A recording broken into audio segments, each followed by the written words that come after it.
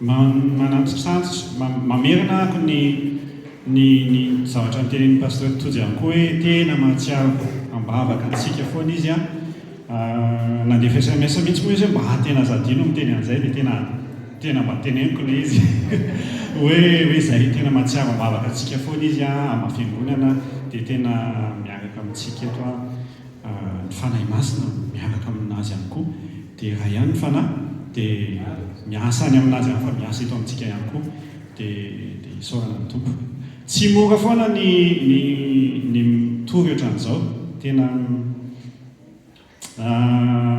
enganeny fanahy masin'Andriamanitra hitoetra feno ato anatiko dia hitoetra feno amintsika ihany koa mba ho izay zavatra tiany ampita no ampita dia izay zava-dehibe foana hoe indraindray resaka tamin'ny tonton Victor tamin'ny heriny hoe ilay mitory teno a tena tamin'ny voalohany izy nieritreretiko hoe ohatrany hoe mandeha ho azy fotsiny fa tsy mandeha ho azy fotsiny ilay izy fa indraindray ianao miteny a dia zavatra hafa ny voarain'ny hafa indraindray ianao a mba mampiomehy kely mba hahatonga an'ilay olona mba hoe détendu izy amin'ny teny frantsay mba hoe mba ohatr'izay azonareo angambany fa kay ilay izy kay raisin'ny olona mpamatorana dia ohatran'izany dia izay no teneniko hoe tsy mora foana fa engany eny fanahy masin'Andriamanitra hiasa ao anatsika tsiraray avy mba izay tena tiany hipaka ao anatin'ny folontsika ny saintsika fanahintsika no ho tonga ny aminareo izay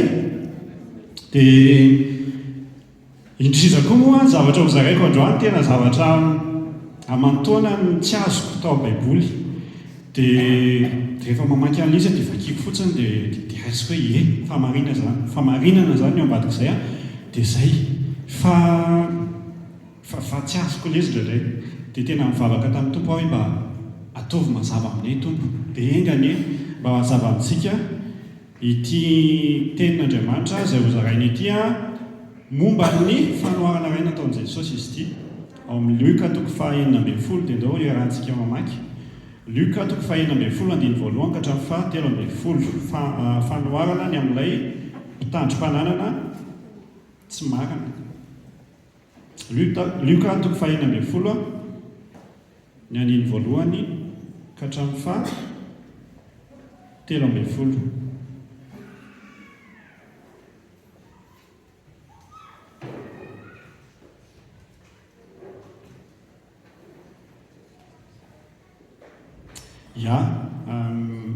rehefa samy nahitsika dia ndao hiaraka hamaky ny ten'Andriamanitra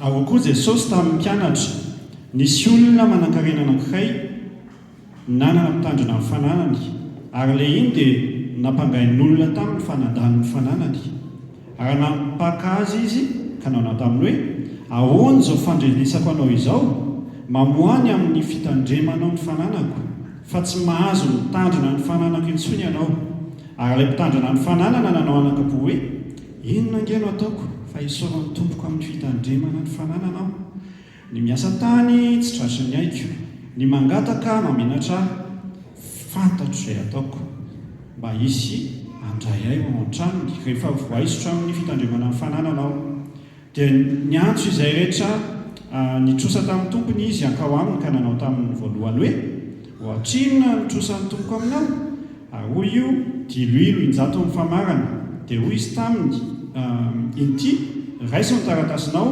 ary mipetra faingana ka 50 ny soraty dia hoy izy tamin'ny anankiray koa ohatrinona kosa nitrosan'ny aminao ary hoy izy vary injato ny famarana dia hoy izy taminy koa inty raiso ny taratasinao ka 20 ny soraty ary ny tompony midera ilay mpitandrina tsy marina satria nanantsaina izy fa ny zanak'izao tontolo izao dia manantsaina kokoa ny amin'ny karazany noho ny zanaky ny mazava ary hoy izy ao aminareo aoka ny mamoana tsy marina ho entinareo mahazo sakaiza mba ho raisin'ireo ho any amin'ny fonenana mandrakizay ianareo rehefa lany zany ary izay mahatoky amin'ny kely indrindra dia mahatoky koa amin'ny be ary izay tsy marina amin'ny kely indrindra dia tsy marina koa amin'ny be koa raha tsy mahatoky amin'ny mamoana tsy marina ianareo iza no atoky ianareo amin'ny tena arena ary raha tsy mahatoky amin'izay an'olona ianareo iza no anome anareo izay anareo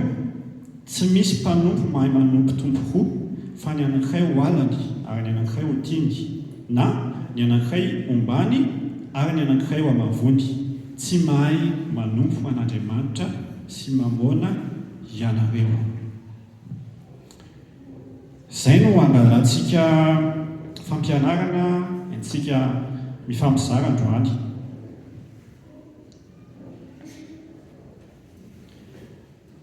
Ity fanoarana ity dia natao an'ny zanako ny mazava. Izay marina fa eo amin'ny 1:9 Andriamanitra Luka azafady fa Andriamanitra no tsindrimandry avy amin'Andriamanitra nanoratany Luka. Dia eo amin'ny 1:9 izy miteny hoe niteny tamin'ny mpianatra Jesosy. Dia raha ohatra mitsambikina ny amin'ny 1:4 tsy nivakitsika teo izy fa eny amin'ny 1:4 dia teo koa ny fariseo. Ny eny teo koa fa zavatra hafa mihitsy ny eniny. Ary ny fariseo izay fatrapo-tia vola raha nandre izany rehetra izany dia nanisy an'i Jesosy. Ity fanoarana ity averiko any dia natao an'ny zanako ny mazava dia andaontsika andray azy toy ny hoe zanako ny mazava isika. Ary engany sanatraviko mbola tsy zanako ny mazava ianao dia engany mba ho isan'ny zanako ny mazava dia amin'izay tena mandray arak'izay ihany koa. Dia mirary ianao zanako ny mazava, raha antsika rehetra ho samy ho zanako ny mazava ampiainona ny tenin'Andriamanitra. Tsy haiko nareo raha ohatran'ny hafa nisy fotoana rehefa mameo an'Andriamanitra taloha dia ohatran'ireny manao BET 261 ireny any, PMU sy tsy haiko miloko ireny any, mamea adiny 500 dia mieritreritra hoe tena ameko anao ty Andriamanitra dia manantena be mihitsy aho hoe misy 5,000 avy any na misy 5,000 na ho tahina zany satria nanome an'Andriamanitra. Tsy efa nanao an'izany daholo ve? Tsy haiko aloha nareo fa za aloha efa nanao an'izany kosa aloha tato an-tsaiko tao anaty tao hoe tena manome anao Andriamanitra toa an'le vehivavy antitra ao amin'ny tenina hoe nafoy ny fananany rehetra fa tena tompo ao ambadik'izay dia tahio dia inona mahasanefa antsika mipoloka ihany amin'izany mametraka zavatra ohatry hoe mametraka totony ianao dia mananteny ianao izany hoe tena mba ho tsara koa ny totonao azonao fa tsy izay ilay izy. Tsy izay ilay izy fa mila miverina amin'ny famarinana antsika hoe rehefa manome 500 an'Andriamanitra dia tsy any aminà intsony ilay 500 tsy manana intsony manome arivo an'Andriamanitra dia tsy manana arivo intsony fa lasa an'Andriamanitra iny. Dia tsara avokoa nefany fa fahasoavana iny, fahasoavana foana ny ahafahanao mameo an'Andriamanitra. Za tena raisiko fahasoavana, opportunité tsy haiko ilay teny gasy tena madika an'ilay opportunité fa izay tombontsoa ambony ny ahafahana hoe mamome ho an'Andriamanitra. Anazy daholo anie zavatra rehetra tsy dia tena hoe ilainy loatra ilay zavatra avy aty aminahy. Fa rehefa hoe tsy hanome za dia misy fomba hafa foana ahafahany mampandroso ny fanjakany.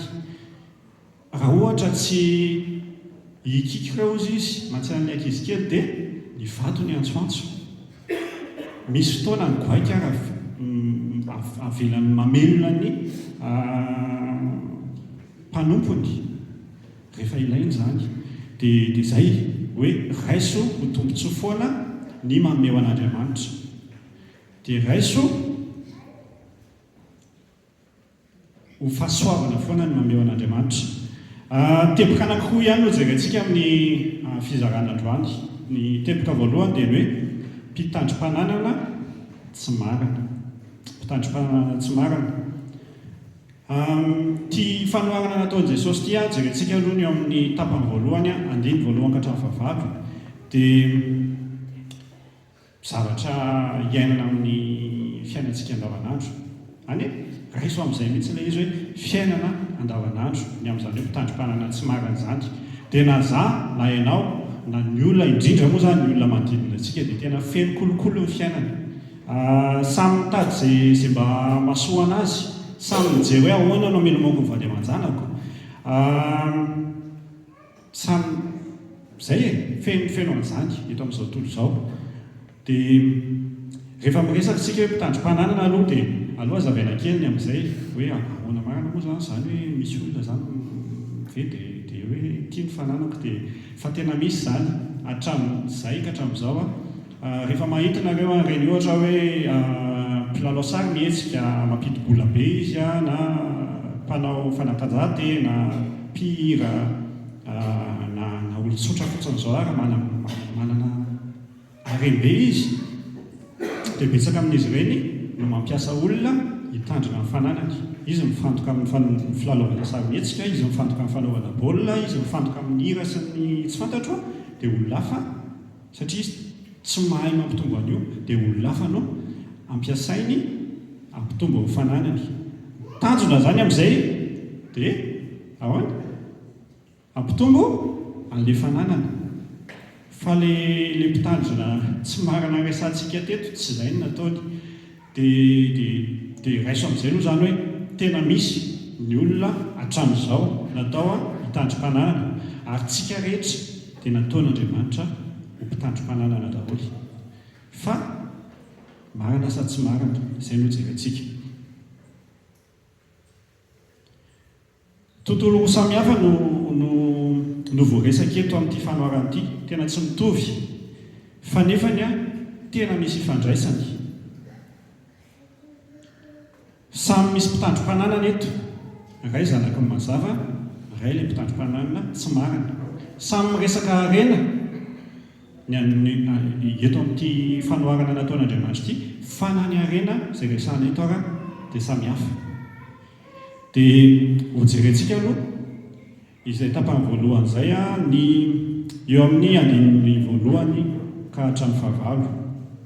Averiko ihany hoe amin'izao tontolo izao dia samy mitady ho azo ny olona, samy mamboaka harena, samy mikatsaka tombobarotra betsaka, samy tsy mitana ny teny nomena rehefa hoe izay no ahafahany manan-karena bebe kokoa.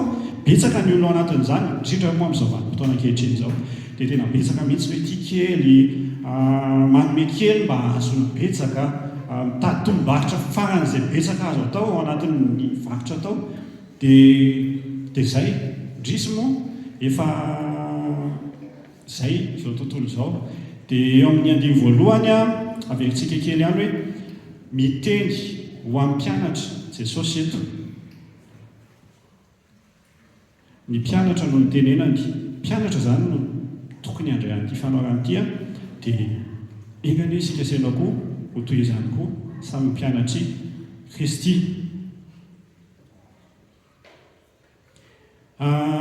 Verika ny tokoa nefa ny fariseo dia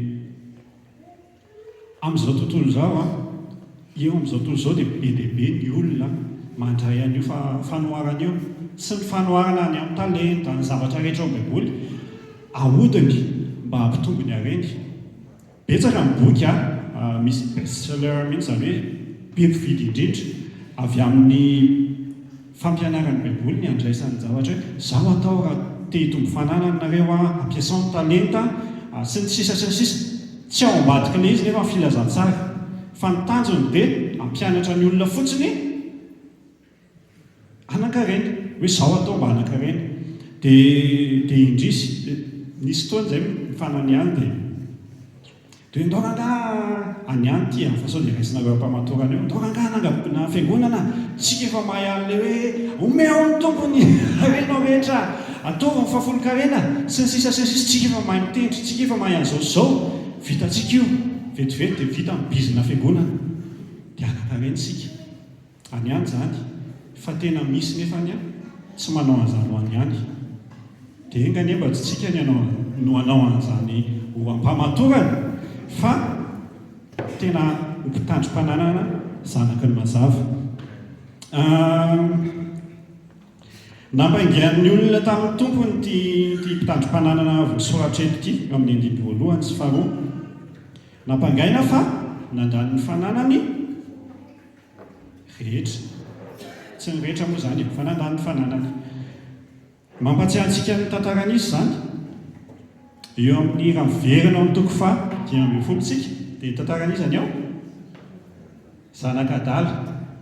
Mampatsiahy antsika ny tantaran'ny zanak'Adala izay nandany ny fananany. Mahasamihafa azy eto fotsiny dia ilay zanak'Adala ny fananany tena anazy ny laniny fa ny ty mpandrarara ty dia ny fananany tompony ny olona niny fa mitovy ihany ny zavatra nataony samy nandany fananany zareo dia mitovy ihany ilay izy saingy izao no mampalahelo ilay zanakadala rehefa lany ilay fananana dia inona nataony lasa miverana tany amin'ilay rainy dia nifony izy rehefa tsy vita intsony ilay mihinana ilay sakafona kisoa fa ty anankiray ty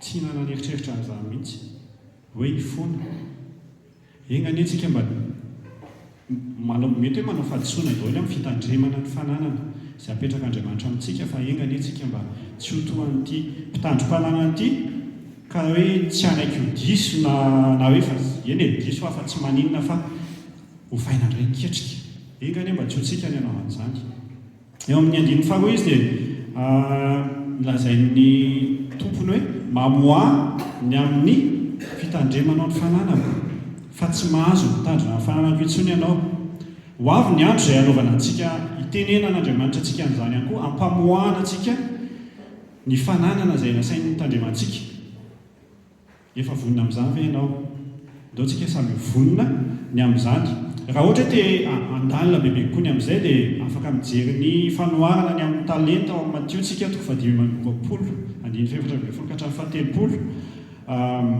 tsarantsika ve misy an'ilay fanoharana hoe ny anankiray nomeny talenta 5 ny anankiray nomeny talenta 2 ny anankiray nomeny anankiray dia tamin'ny farany amin'izay na mpamoahany hoe ahoana amin'izay ny tantananao an'ilay talenta 5 ilay 2 ilay ray dia ohatran'izay tsika miomana fa ho avy ny fotoana izay ampamoahana an'izany ihany koa hoe nanahoana no mikalinao tsara ny fananana nampandraketina anao hidiny eo amin'ny andiny fahatelo sika izay mivaky toy izao hoe ary ilay mpitandrina ny fananana nanao anakapo hoe inona ngeno ataoko fa isaoan'ny tompoko amin'ny fitandremana ny fanananao ny miasa tany satry ny haiko ny mangataka mamenatra nisy olona ny zarany momba n'ity zay dia ozy izy hoe ty fanoharany ty dia ohatra ratsy andraisana lesona tsara ty andiny fahatelo ty dia tena lesona tsara napetraka le ranamana ho atsika fa fantatrareo ny mampalahelo amin'ny ankabeazan'ny olona ankehitriny tsy miketrika ohatr'izany intsony fa variana mihaino vaovao dia variana mihaino gazety dia variana etsy eo fotsiny dia tsy hita hoe tsy haiko nareo hoe zaho no efa nanao an'izany tsy haiko hoe efa nanao an'izany ve nareo mety misy tsy manana smartphone telefona le mba misy Facebook dia tsy manao an'izany fa rehefa eo Facebook eo dia tsy hay hoe mijery inona fa eo fotsiny dia mijanona kely dia lasa indray dia eo dia lany eo dia tapitapitra eto tsy tonga saina koa ohatra hoe efa adiny ray zany teto dia tsy hay hoe inona ny fahalalana voaray na inona ny zavatra niseho fa lany fotsiny ny fananana ny vidanana crédit ny vidanana méga dia ohatr'izay fa izao isika zanak'Andriamanitra zanaky ny mazava tokony tena olona tompony ketrika tsy variana fotsiny amin'ny zavatra hoe andaniana andro fa tena misaintsaina mandini hoe ahoana no fahako mampitombo fananana zay zalahy zay zareo tena saintsainy foana hoe ahoana no fahako mampitombo ny fananana izay meny tompo anahy fananana betabe tsy hoe vola resahana eto fa fananana ny toritentsika tamin'ny heriny dia efa miresaka momba an'izany hoe ahoana ny eo amin'ny asa izay atao ny afahanao hoe mitondra ny filazantsara eo anivon'ny toeram-piasana sy ny asa ataonao tadidinareo daholo hoe teboka nijerentsika tamin'izany miteboka voalohany dia hoe ny filazantsara dia manova ny antony na ny motivation entina miasa teboka faharoa dia hoe ny filazantsara manova ny entsika miasa ary ny teboka fahatelo dia ny hoe ny filazantsara dia manova ny fijerintsika ny asantsika dia mifandray ihany le toriteny fanohy ihany ireo ozy ny eo am-bolana faefatra andiny fafito hoe ny voalohan'mpahendrena dia izao mazaho fahendrena eny lanio ny fanananao rehetra amidy fahalalana tsara fa tsy hoe amidy crédit na hoe mega fa misy efa dimanjato sisany ao aminazy a dia izay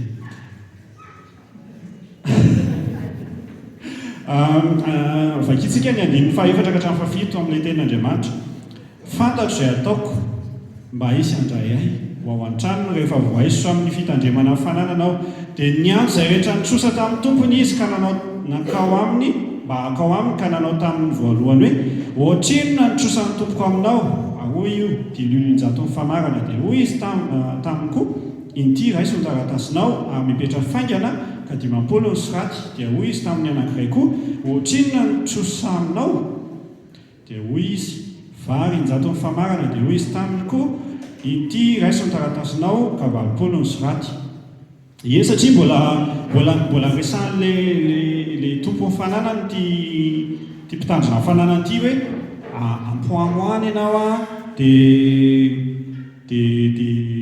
dia manova compte rendu tenenao anaty daholo hoe inona ny zavatra niseho dia mbola any aminazy zany fahefana mbola tsy voavoaka tanteraka izy nahazo préavis izy fa mbola miasa engany mba eny fianarana ho antsika mpandraraha ihany koa ty hoe ahoana ny atao rehefa misy olon'le mahita hoe manao ny tsy mety fa ndraindray koa mety mila famindrampola olona dia fa satria mbola teo eo ampamoany ty olona anankiray tya dia fetsy izy dia lasa izy natao izay tokony atao itsinjovana ny vody andro mierika hoe ahoana zany ataoko dia samy complice eto na izy a na le olona mitrosa na ninona moa zany le nomena ny ampany fananan'le mpampiasa ohatran'ireny hoe mitrosa amin'ny banque ireny dia ohatran'izay mihitsy mantsy ty tantara ty hoe le mpandrara le tompo mifananana zany manana vola be a tsy hitan'izay anaovana azy dia ampiasany le vola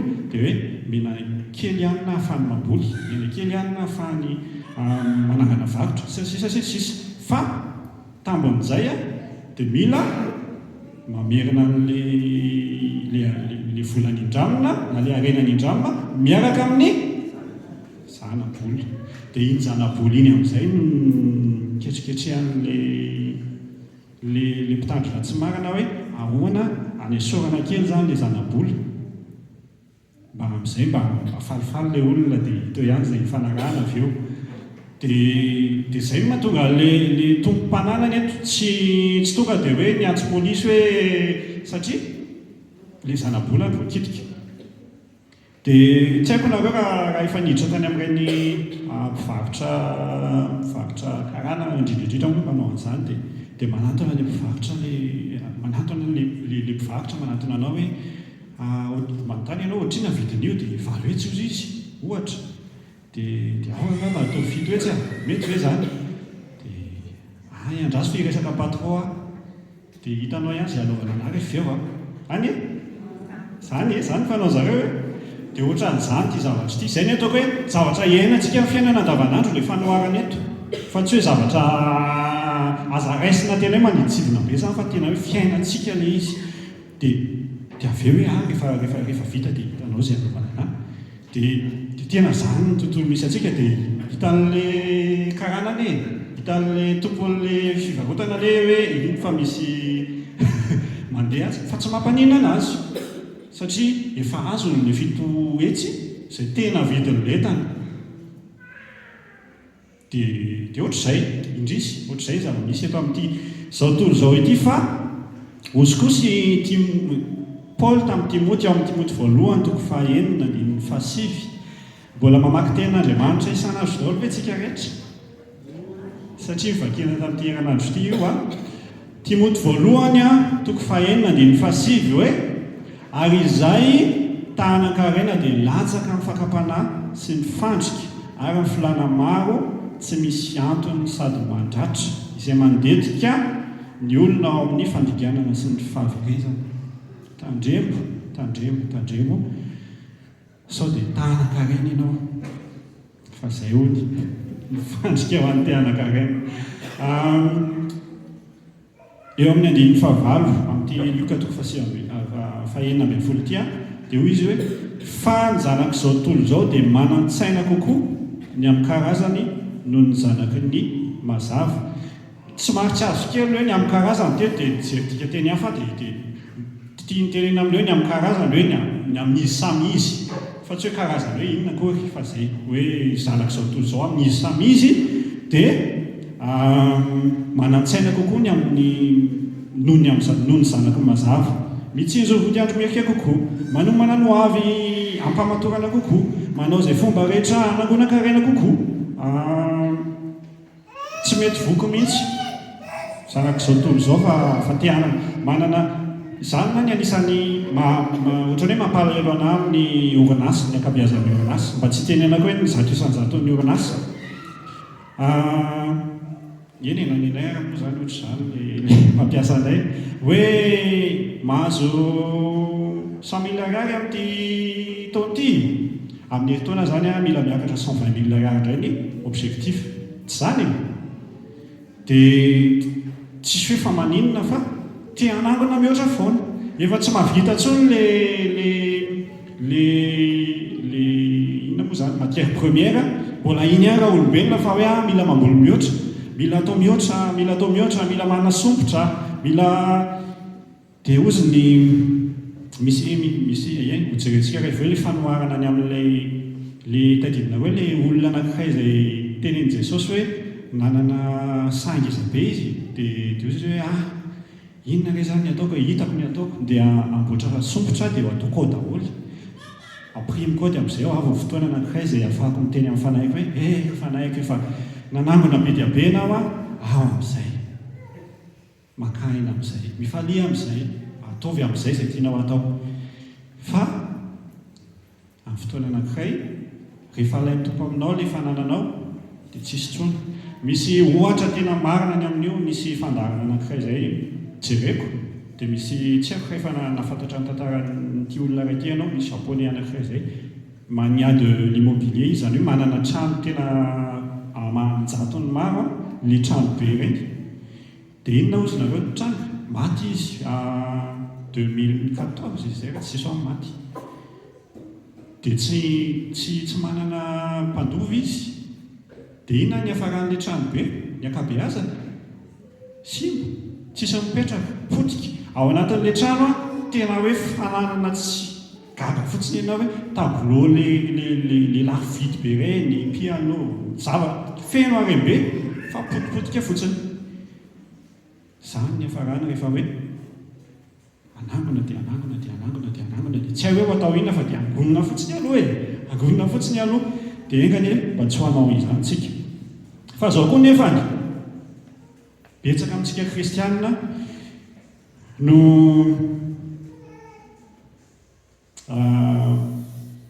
manao ny fanohatra amin'izay hoe ozy ny eo amin'ny volana fahafolany fafito ambe folo hoe zava-poana ho anareo ny fomaraina sy ny alipandry ka homana ny hanina azo amin'ny fahasahiranana, zany anefa dia meno any malalana dia matory azy izy dia okeko sonina zany ny zava-poana le miasa fa aleo matory dia aleo mividy an'le ga ihany. Fa za mampirisika antsika rehetra aleo tsy matory. Dia misy koa mandray an'ilay amin'ny salamo fa 7:100 eo andiny faharoa hoe eny zay le ao zay ohatr'izay ihany hoe fitahiany Jehova mampanankarena ary tsy azo ny fisasarana ampiny zany, zay le ao mioabolana fa manika ny zavatra teneko teo.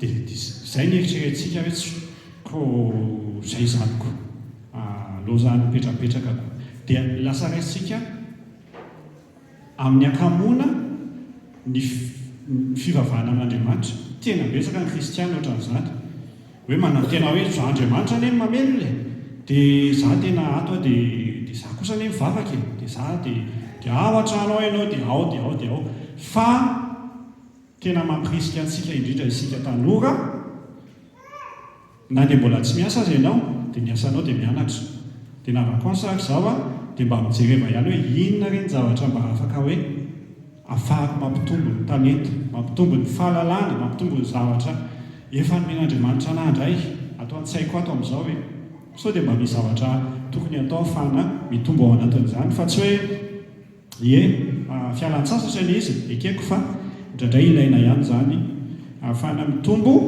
amin'ny fahalalana tsara ao amin'Andriamanitra. Izay ny amin'ny tapany voalohany iny teboka voalohany jerentsika fa ny teboka faharoa jerentsika dia ny amin'ny mpitandrom-pananana tena hoe araka amin'ny filazantsara dia izay ilay teboka izay no lohateny napetraka amin'izy hoe mpitandrom-pananana araka ny filazantsara. Satria averika hoe natao an'ny zanaky ny mazava ity fanoharana ity, nataon'i Jesosy ho amin'ny mpianany ity fanoharana ity. Dia maromaro ny andin-tsoratra masina miresaka momba an'izany hoe zanaky ny mazava izany ao amin'ny Baiboly. Anisan'izany ao amin'ny Jaona 2:20 andiny fa 4:30. Jaona 2:20 andiny fa 4:30. Tsy ho jerentsika daholo reto, tsy andry ny solaitra be ametraka an'izy fa avy dia hovakiako aminareo fotsiny ilay izy. Izao vaky ny teny hoe raha mbola manana ny mazava ianareo dia minoa ny mazava mba ho tonga zanaky ny mazava. Efesianina 5:9 fa maizina ianareo fa iny fa efa mazava ao amin'ny tompo kosa ankehitriny mandehana tahaka ny zanaky ny mazava.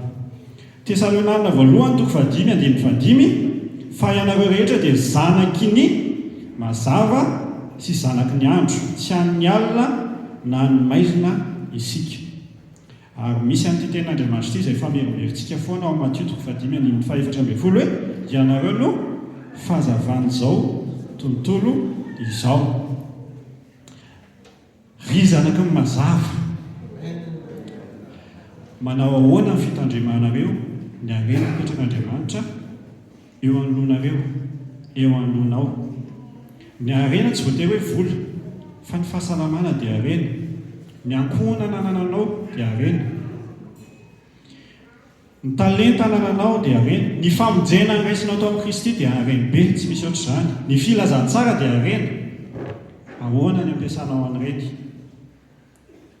Ny vola mazava ho azy, ny angady, ny bisikileta, ny moto, ny fiara, ny trano sy ny sisa dia harena petrak'Andriamanitra eo anoloanao. Ahoana ny fampiasanao an'ireny? Fa ambonin'izany fanomezam-pahasoavana izay tena harena dia ahoana no ampiasanao an'ireny? Ampiasanao an-tompo ve? Nisy fotoana za naheno fampianarana efa ela be ao anaty tokoteny ilay izy, atao anaty tokoteny ilay izy hoe isika kristianina raha mananjanaka telo dia tokony havita trano telo mialohan'ny hafatesana. Dia tena niraisiko ampamatorana satria tena zoko be, tena hoe nenoko izay jaran'izay zay. Dia tena hoe zay tena tompo anao trano telo aho zany, mbola tsy nananjanaka koa iah tamin'izany, mbola tsy nanambady koa iah tamin'izany, fa tena anao trano telo aho zany tompo satria zay ilay izy, izay no tenenina anahy. Fa novain'ny filazantsara taty aoriana fa kay tsy marina izany, tsisy an'izany ao amin'ny Baiboly hoe manao trano mitovy amin'isan'ny zanakao. Tena loza dia izao lasa vesatra ho anahy ilay izy fa tsy fahasoavana. Tena navesatra anie izany hoe ahoana ny tompo izany, tena ho ataoko ity fa aiza ahoana izany ny anaovako an'izany, aiza ny ahitako vola dia tena niasa anie ka niasa dia niasa ka niasa dia niasa ka niasa ahafahana manao trano telo hono izany ho an'ny ankizy. Tsy vita ilay trano telo hatreto aloha fa rehefa tian'Andriamanitra ho vita koa ilay izy dia vita fa tsy hoe tsy maintsy mety tsy havita mihitsy sy maninona. Tsy misy an'izany ho za ao Baiboly, tsy misy an'izany ao filazantsara, tsy misy akory hoe satria ianao tsy navita trano na ray azy dia tena tsy kristianina ianao izany, lainga izany, aza mino an'izany. Fa izao ny ao amin'ny Baiboly hoe zava amin'ny lalana tokony alehan'ny zaza fa na lehibe azy izy dia tsy hala amin'izany, fa tsy hoe handaovy trano izy dia izay zava amin'ny lalana tokony alehan'ny zaza. Raha tahian'Andriamanitra moa ianao mahavita trano dia tena ravasoarava tsara fahasoavana be zany dia ho anay manokana tamina anao trano dia sady fitsovoana vaolombelona ihany ty hoe zavatra anisany tena navesatra tato anatiko vesatra tsara indray ty tenaiko ty tato anatiko hoe ahoana tompo ao no ahafahako mampiasa n'ity trano ty ho anao dia ahoana tompo ao no ahafahako hoe manome voninahitra anao noho ny amin'ny trano izay ndeha matsanganay dia be da be nitolosaina nomeny tompo rehefa misy fivoriana mila atao dia ampandrosoanay fiaonana dia ampandrosoanay ampifaliana misy fotoana izay moa anisan'ny zavatra iandraiketanay ny amin'ny mpivady kristianina dia misy fotoana misy mpivady kristianina tonga ao aminay mipetraka mandritry ny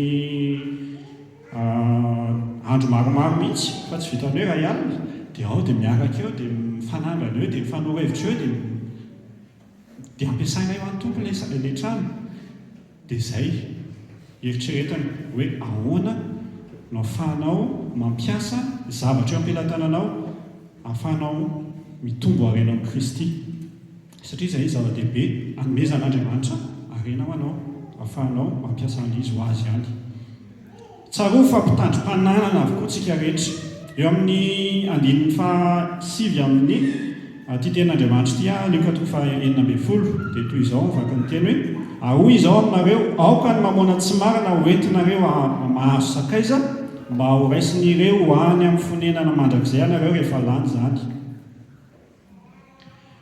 ilay mpitandrom-panana tsy marina eto dia ny harena izay tsy azy akory ny harena izay tsy azy akory izy za no nanomanany no aviny zany tamin'ny voalohany izy lalina an'iny fotsiny aloha dia avy eo amin'izay rehefa hoe ay tena tsy maintsy amin'izay ty dia novainy ny stratégie ny manana no aviny tadidinareo ve ny tantara ilay fanoharany nataon'i Jesosy ao amin'ny Luka 9:12-9:20 laza tamin'ny zay ilay teneniko teo hoe andao vakina mihitsy dia ilaza amin'ny fanaiko ao hoe ry fanaiko manana fananina be voatahiry amin'ny taona maro ianao mitsara mihinana misotro mifalia fa Andriamanitra kosa nanao taminy hoe ry adala ny ho alina no alaina aminao fanananao ho aniza izay zavatra no harinao toy izany izay miararena ho an'ny tenany ihany nefa tsy mba manan-karenany amin'Andriamanitra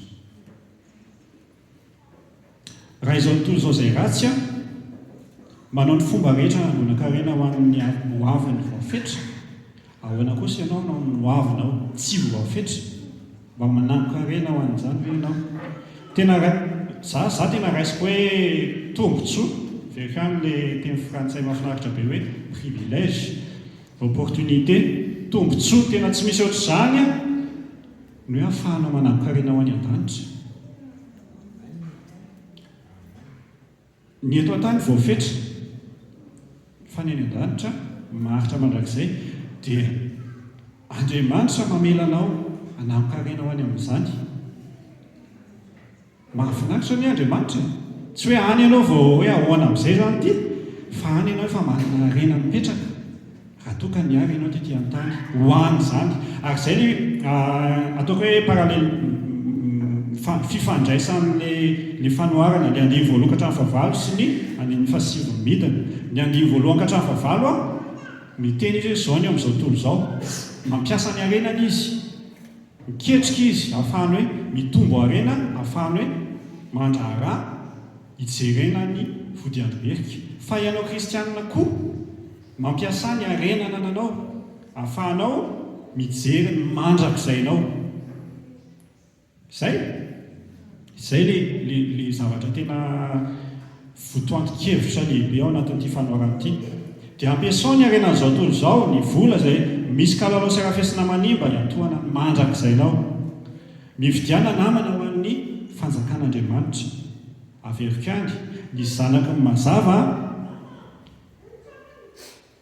dia izay ny ataony mikatsaka ny harena any an-danitra manahoana ny fitandremanao ny arena petraka andriamanitra eo aminao, eo anoloanao, ny fahasalamanao, averika ny ankonanao, ny talenta, ny fanomezam-pahasoavana, ny famonjena, ny vola, ny fiara, ny angady, ny namana sy ny sisa. Ampiasainao azonao sakaiza ho an'ny mandrakizay ve zany? Sa tsy? Fa hoy ny tompo, hoy izao aminareo, aoka ny mamoana tsy marina hoentinareo mahazo sakaiza mba ho raisin'ireny any amin'ny fonenana mandrakizay ianareo. Hiary fonenana tsara ho an'ny tenany ho amin'ny andro avy mba hiazonany ny tena fiainana. Izay anisany fomba mpiaranao ny hoe manako-karena ho an'ny mandrakizay. Dia fampiarana ny fanoharana ny amin'ny mpitandrina sy marina izay ho an'ny zanaka mazava ihany koa. Dia izay ampiasao ny arena hiariana ho an'ny fanorenana tsara ho an'ny tena arenany amin'ny mandrakizay. Andiny fahafolontsika dia izao mivaka ny teny hoe ary izay matoky amin'ny kely indrindra dia matoky koa amin'ny be, ary izay tsy marina amin'ny kely indrindra dia tsy marina koa amin'ny be. Ilay izy tsy miankina amin'ny hoe manana firy ianao, inona ny anananao, tsy miankina amin'ny hoe betsaka sa kely, tsy izay, fa ny laharam-pahamehana eo amin'ny fiainanao no iankinany. Inona ny laharam-pahamehana amin'ny fiainanao? Na mieritreritra ny hoe manankaray be, na mieritreritra ny hoe manana arena kely, dia ahoana ny ampiasanao azy? Inona ny laharam-pahamehana eo amin'ny fiainanao? Ny manompo an'Andriamanitra ve sa miasa ampitombo an'ilay arena? Raha miasa ampitombo an'ilay arena ianao, ho voninahitr'Andriamanitra sy ho an'Andriamanitra ve ny anaovanao an'izay? Sa anaminao an-tsongotra fotsiny izay tsy hainao hoe sa hoe arak'ilay nyteneniko teo hoe amin'ity izao dia mila mpitombona fotsiny, tsy hay hoe fa maninona fa mpitombona fotsiny le vola mila miditra amin'ny herintaona. Misy tanjona mipetraka indraindray dia mitombona ilay hoe satria izao tamin'ity dia mila izao indray amin'ny herintaona. Misy antony mety mahatsara an'izany ary ilainy izany raha ilainy. Ohatra hoe raha mandraraha ianao mampiasa olona telo ho amin'ny fanjakan'Andriamanitra na hoe manao zavatra anankiray, dia mba ahafahana mampiasa olona efatra dia mitomboy ilay vola miditra. Dia ohatr'izay foana ahafahana mitany hafa, dia raha izay dia anisany mampety anazy. Fa raha ohatra hoe aka izay mba mila vola betsaka fotsiny mipetraka ao amin'ny kaonty, dia afaka mandidy tena ihany isika amin'izany.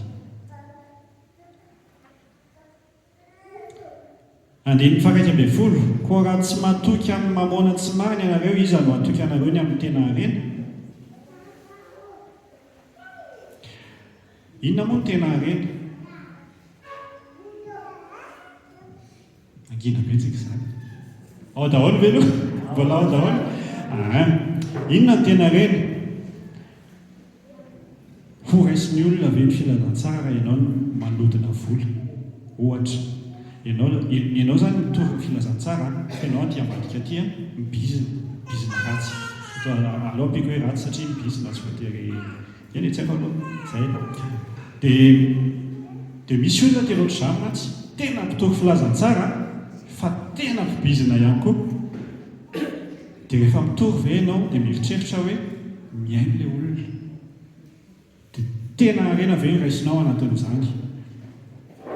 Tena misy olona voavonjy misaotra an'Andriamanitra, fa rehefa misy olona ohatr'izany dia mitovy, dia misy olona tena voavonjy. Fa ilay olona voavonjy fa ianao aiza? Izay fotsiny ny fanontaniana mipetraka. Satria Andriamanitra ny miasa amin'ny fomba rehetra. Andriamanitra afaka mampiasa ny Nebokadnezara ahafahany, tsy izany ny vakitsy voaingana, ahafahany manafay na mita ny zanak'Israely sy ny sambatany tao. Fa Andriamanitra koa afaka manasazy ireny avy eo. Dia rehefa tian'Andriamanitra azo famonjena ny olona anankiray dia mety olona tsy mpianao raha ny asainy mitovy. Rehefa tsy anao ianao na rehefa anao ianao, fa tonga amin'ny tanjon'Andriamanitra rehefa tanjona mipetrana izay, satria Andriamanitra izy. Luka 4:9-10 dia miteny hoe omeo dia mba omeny ianareo, fatra tsara sady ahintsana anao afatra ka mihoatra no omeny ho ao am-pofonareo, fa izay fatra ataonareo no hamarana ho anareo kosa. Tsarovy ihany koa fa an'Andriamanitra izao rehetra izao. Izay ny zavatra adintsika matetika hoe an'Andriamanitra anie ilay izy. Dia izay ny ilay izy mpitandrom-pananana daholo antsika rehetra.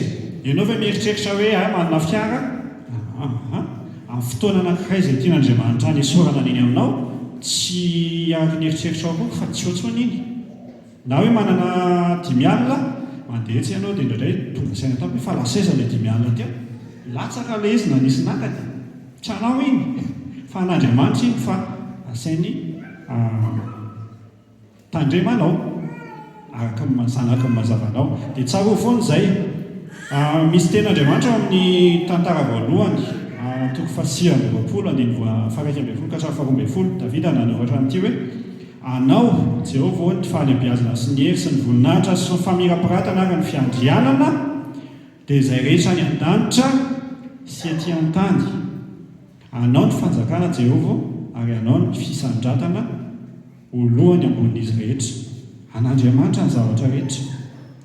Dia mbola manohy ihany izy hoe avy aminao ny harena sy ny voninahitra ary ianao ny manjaka amin'izao rehetra izao. Eo an-tananao ny hery sy ny tanjaka, ka eo an-tananao koa ny mampahalehibe sy ny mampahatanjaka izao rehetra izao. Modimody tompony daholo tsika rehetra. Izao tontolo izao dia modimody tompony daholo. Hoe vity tany dia anasany io aty aminany titaka. Fa tsy anao io. Mamboatra zavatra ngeza be dia mieritreritra hoe tompony. Fa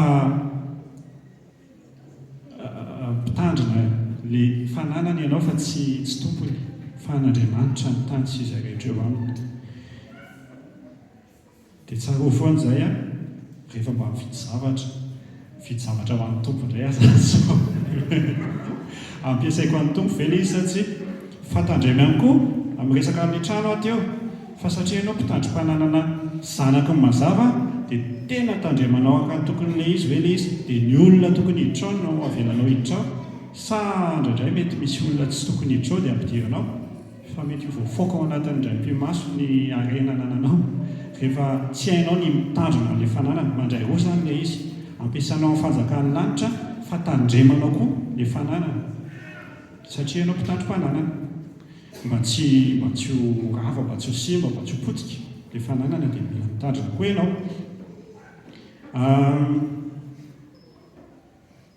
Raha tsy matoky ianao amin'ny fitandremana ny harena ety an-tany, izay ihany Jehovah fa avelan'ny tantananao. Ahoana moa no hanomezany ianao ny haren'ny lanitra izay aritra mandrakizay? Eritrereto hoe tonga any an-danitra ianao dia vao mahita vatosoa dia ataonao am-paosy ilay izy.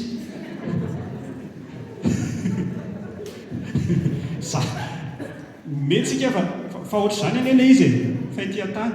Dia ahoana moa no hitondra an'Andriamanitra anao any an-danitra raha ohatra hoe izany toe-tsaina olona ao anatinao? Meza an'Andriamanitra fotsiny angamba ndre. Fa nefa raisaam-pamatorana izay. Hoe izay fananana anananao dia an'Andriamanitra iny. Dia mahaiza mitandrom-pananana tokony izy ary ao amin'ny andininy 17 farany amin'ity tenin'Andriamanitra izay vakitsika ity dia hoy izy hoe tsy misy mpanompo mahay manompo tompo roa, fa ny anankiray ho alany ary ny anankiray ho tiny, na ny anankiray ho mbany ary ny anankiray ho amavoiny. Tsy mahay manompo an'Andriamanitra sy mamona ianareo. Mora kokoa ny mahazo an'ity tenin'Andriamanitra ity rehefa miverana tamin'ny vanim-potoana tamin'izany isika, na miverana amin'ny vanim-potoana fanjanahantany teto amintsika ohatra. Rehefa andevy ny olona anankiray dia tsisy ady-hevitra izay hampanaovan'ny tompony anazy fa ataony daholo. Maro ny mpanan-karena miondrika eo ambanin'ny harena izay ananany, mieritreritra izy hoe manan-karena fa ilay harena ny manana anazy. Misy sarisary izay any amin'ny Facebook any, mety efa hitanareo, misy an'ilay telefona dia mibaiko an'ilay olona, ilà sary za, na sary zeo, lasa misary. Tsisy crédit intsony afa-pio crédit. Lasa mila atao mise à jour fa dia lasa manao mise à jour. Eo la amin'ny fotoana eo. Dia ahoana koa? Efa ratsiratsy fa ataovy tsaratsara indray. Lasa indray vidy iPhone 16 Pro Max. Na dia tsy ilaina amin'ny asa, tsy ilaina amin'ny inona izy fa mba hoe mba izay satria izay ny lamaody dia lasa. dia ohatran'izany ny ataon'ny olona izay andeha mivozony fananana eto amin'izay tontolo izao. Mila seseo olona dia lasa miaraka amin'ny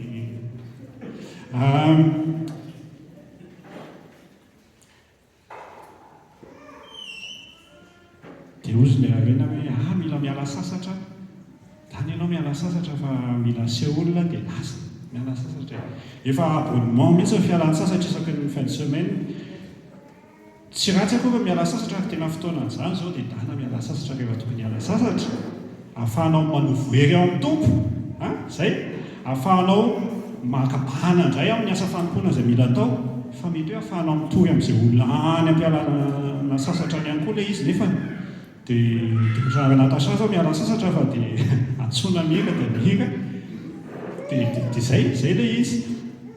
Indraindray ianao miala sasatra fa sady manamboka renao mitompo ihany. Dia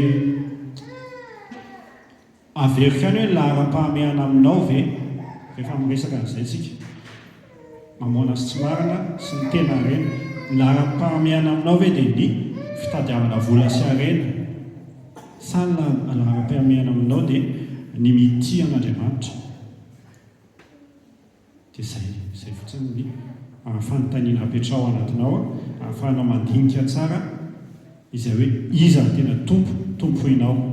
Farany amaranako azy dia misy an'ity tenin'ny Arthur Pink ity nadikako amin'ny teny malagasy dia tonga dia ilay teny malagasy no vadiko amintsika fa tena mame an'izay zavatra nyzaraizay ilay izy hoe mifanohitra tanteraka hoy izy ny takian'Andriamanitra sy ny fitiavam-boly.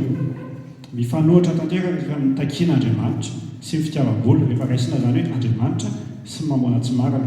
Ny iray mandidy anao andeha amin'ny finoana, ny iray andeha amin'ny fahitana, ny iray mba hanetry tena, ny iray ireare, ny iray manosika anao ity ny zavatra any ambony, ny iray kosa mibanjina ny ety an-tany, ny iray hijery ny zavatra tsy hita sy mandrakizay, ny iray kosa hifantoka amin'ny zavatra hita sy ara-nofo, ny iray mba hifandray amin'ny lanitra, ny iray iraikitra amin'ny vovoka, ny iray tsy hanana iahy, ny iray ho feno tebiteby, ny iray mianina amin'izay anananao, ny iray amevana ny filana, ny iray ho vonona izara, ny iray ny amikitra ny anao ihany,